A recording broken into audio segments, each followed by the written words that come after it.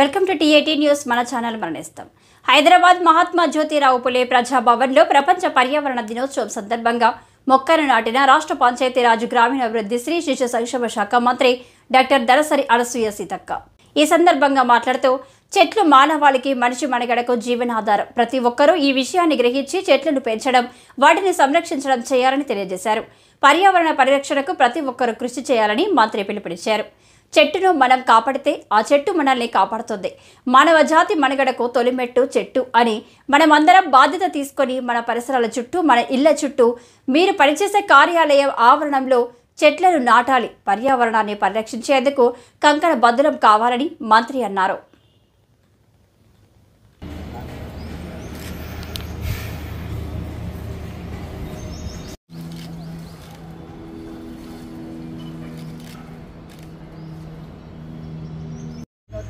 సందర్భంగా నేటి పర్యావరణ దినోత్సవం సందర్భంగా ప్రతి ఒక్కరూ మన ఇళ్లల్లో, మన ఊళ్ళల్లో, మన పల్లెల్లో, మన పట్టణాల్లో, మన గుడిసెల ముందు, ఇండ్ల ముందు చెట్లను నాటుదాం, పచ్చదనాన్ని పెంచుకుందాం, పర్యావరణాన్ని రక్షిద్దాం, ఆనందకరమైనటువంటి వాతావరణాన్ని స్వీకరిద్దాం.